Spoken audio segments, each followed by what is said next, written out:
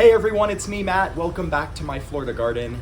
So I got up this morning with the intention that I was gonna get out in my garden and I was gonna do some garden cleanup. I was gonna clean up some of the flower beds, remove some of the spent flowers because some of them are looking pretty crispy and dry. We are the beginning of fall, the end of summer, definitely the season of transition. And lo and behold, it started pouring rain. So my plans are changed. I'm not gonna work out in the garden and do the garden cleanup projects because nobody wants to work in soggy, muddy, wet weather conditions. So I figured we could just do a garden stroll and I'll show you what everything's looking like. It'll be just a little bit of a rainy day garden tour. So let's get into it. So spinning you around, I wanted to start up here with my front porch and I wanted to show you my white impatiens plant. Look how beautiful it looks. You might have seen the short that I put up a few days ago, maybe it was last week. This plant, if you remember, was overtaken by some sort of fungal issue, completely defoliated. It looked terrible. I did a hard prune in one of my videos a few weeks ago, and look at it now. It's totally rebounded. It's covered in blooms. It's looking so great. And then looking down here at my front porch seasonal flower bed, you can see the sweet potato vines that we also cut back in that same video that we pruned the impatiens plant in have fully taken over the pathway again. They've put on so much size. These ones over here on this side, I think have been taken out by slugs. I did put down some of the Captain Jack's bug and slug killer, the organic spinosad-based product, and I think it's helping. There is a little bit of new growth, but in any case, this area is definitely going to be redone for either the fall or winter. I was thinking about putting some begonias in this flower bed and then transplanting the white salvias. You can see there's the 3 white salvias. I was going to transplant them over here around my giant bird of paradise plant, which I'm going to pan up really quick so you can see just how big this thing is. It's a monster plant. It's been here for about 10 years. Actually, I wanted to say I saw my first hummingbird on this plant about 2 weeks ago. I've lived in Florida for 11 years. I've never seen a hummingbird in Florida. I know they exist here, but I've never seen one in my garden and just anywhere in general. But I saw my first hummingbird and it was feeding on these flowers here. So who knew?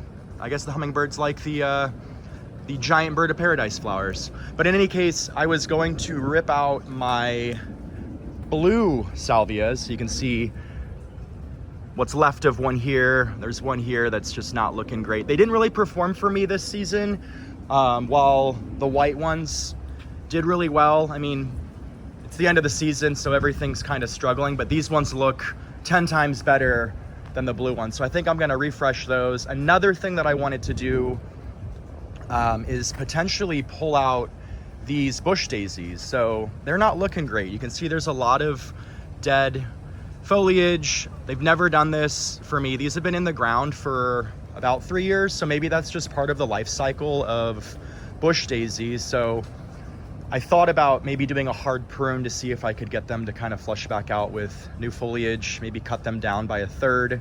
As far as the garden cleanup project that I was gonna do today, it was gonna be in this flower bed. You can see there's a lot of kind of spent blooms. There's stuff that's dried up. Definitely wanted to do some cutback. Wanted to clean up my garas. You can see all the older top growth, but then there's a ton of new growth being pushed out at the bottoms. So I was gonna come in here and clean these up. I was gonna pull some weeds and just overall get this bed looking better, because I think I want to put just a mass planting of supertunias kind of throughout this space. I do have a handful of zinnia plants, zinnia flowers, and cosmos flowers in this flower bed. The bulk of my zinnias are here. I did do a pretty big, I guess, harvest, if you will, of my zinnia flowers a few days ago because they were looking so great. But you can see they're already reblooming. There's so many different colors. All of these were grown from seed, so a lot of them are just starting to reopen. I've got some white ones. I actually really like these white ones because the centers, they're not quite black. They're almost like a deep purple. at least in person. And then these ones are kind of flopped over from the rain, but there's reds and oranges. Coming up over here, this was another plant I wanted to show you all. This is a Florida native. I think it's a North American native. It's native to a lot of areas in North America. It's called a forked blue curl, and it is an herbaceous, I think it's called an herbaceous annual. So it will reseed itself every year. But look, this is probably one, two, I think I want to say that I had like 3 or 4 of the reseeded plants that I kind of tended to earlier this spring. I pulled I mean, it'll reseed hundreds of plants in your yard. So if you plant it, get ready for a ton of baby plants self-seeding everywhere, prolific self-seeder. But I went through and I kind of chose 4 of them that I nurtured all season, and you can see just how big they've gotten. They're covered in these little blue flowers. They're all wet, but they're kind of drooping, but you can see they're so beautiful. They're so dainty. The little tops here curled over, they look like feathers. I've said that. That's like the only way that I know how to describe them. They're just one of the most unique native plant in my garden, and I love them. And then you can, like I said, so many flowers, but you can see just how many buds. These plants are just all budded up. Highly suggest getting your hands on some forked blue curl plants for your yard, with the caveat that they are prolific self-seeders, and you will be pulling their seedlings out from all your garden beds. Wherever the wind blows, these things will reseed. Coming over here, I've got, this bed is kind of a mess. There's a little bit of my verbenas from this spring are starting to kind of come back. I need to get in here and clean these out. I want to put some superbenas and some alyssum, some petunias in here. Right now, here in Florida, we're entering our supertunia season and our superbena season. The garden centers, actually, I was out on a walk last night, and the garden center about a mile from my house, I saw had just gotten in a truckload of supertunias. So that was very exciting. In these beds though, I've got a handful of zinnias that are still going for it. I've got dahlias that are still pushing new growth. The dahlia back here was looking really good, but then it started to kind of fizzle out again. This is one that was massive. It got about 4 feet tall this season, and then I did a rejuvenation prune, and it put on a ton of new growth, and it was looking great, but it never actually flowered. So it might just be done for the season. Like all of us, I actually feel like I'm done for the season. I need a break. It's been a very hot summer. I'm looking forward to the fall and doing some fall cleanup. Coming over here, this bed really filled in. I've got some golden shrimp plants tucked in way back here. You can see what their blooms look like. They're so unique, really unique tropical plant. This here is, oh my gosh, blue porterweed. Oh my gosh, I thought I was gonna forget the name. Blue porterweed. This thing has gotten massive. This is also a native plant here in Florida. You can see just how big it is. I moved it closer to the grass line because in the past I had it tucked back closer to the Hawaiian tea plants, and I think it was getting too much shade. So last year it never really performed, but pulling it forward a few feet so it got more sunlight, you can see just how massive it got. And then below it, I do have some lantana plants, which they're just starting to push some new blooms. You can see the new blooms starting. These ones are like a creamy white, like a buttery white, really pretty flowers. So yeah, that's kind of the front yard. That's all that I wanted to show you. Up here, I'm just quickly doing a pan to see if there's anything that I missed. Doesn't look like there's anything. So let me take you over here now to my side yard.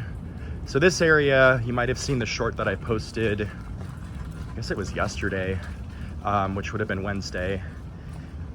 This area is looking done for the season as well. There's been a ton of pine needles that have dropped off my pine trees, so I need to just clean those up and move them into the flower beds. I use them as mulch. In the past, I used to I used to bag them and it was a big fight, but now I've just surrendered to them and I use them as mulch in the side yard and in the planters back toward my patio. But back here, I do have a, what is this? The milkweed, tropical milkweed that the monarchs haven't found yet. It actually bloomed, or it's actually blooming.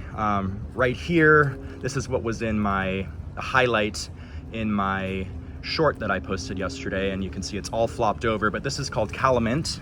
It is also a native plant, and it blooms this time of year. So yeah, I highly suggest this one if you're looking for plants that bloom in the, I guess, late September, early October time frame. I've still got some spent blooms here on my echinacea. So these were like the pink color. Sorry, clear my throat. These were like the pink color, and as they age, they turn these kind of white. Looks like there's some bugs that have been chewing on them, but I left them up because they look pretty enough. Coming around on this side, I've got some more plants, just mainly foliage, nothing really blooming. Sorry, clearing my throat again.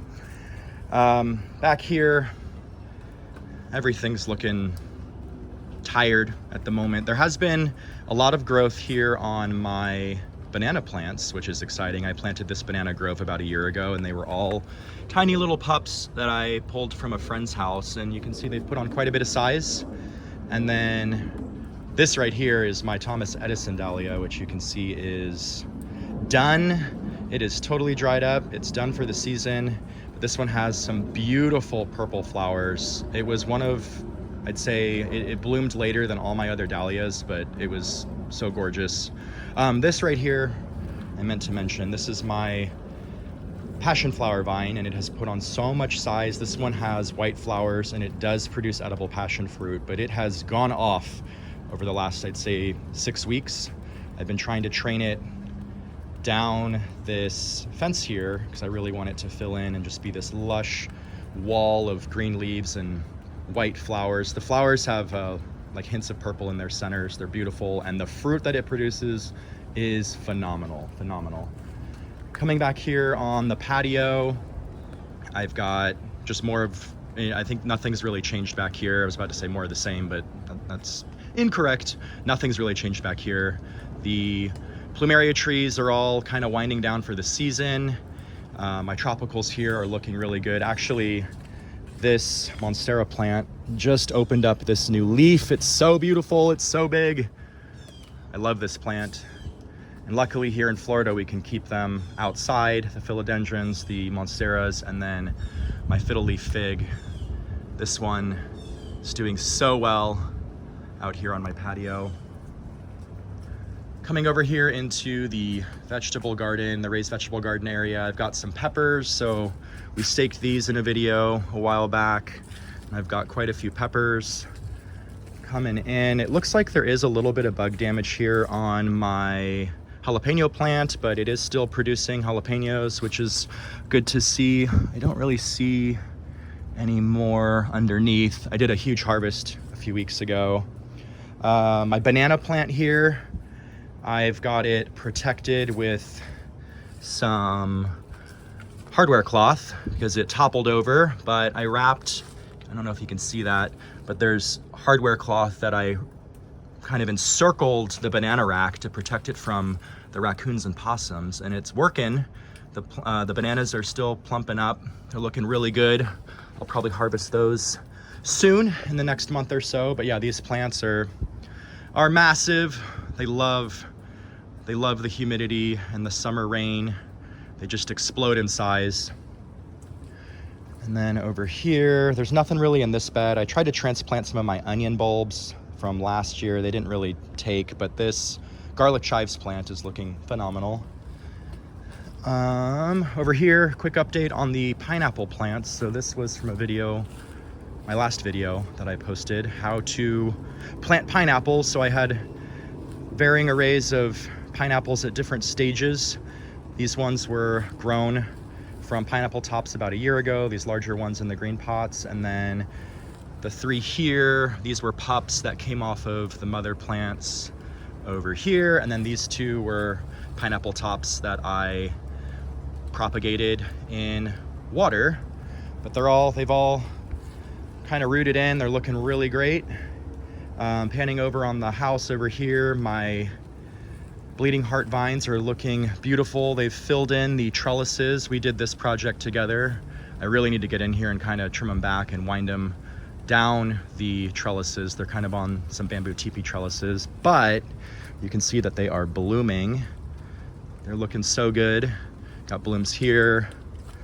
There's more blooms here. A handful tucked in back here.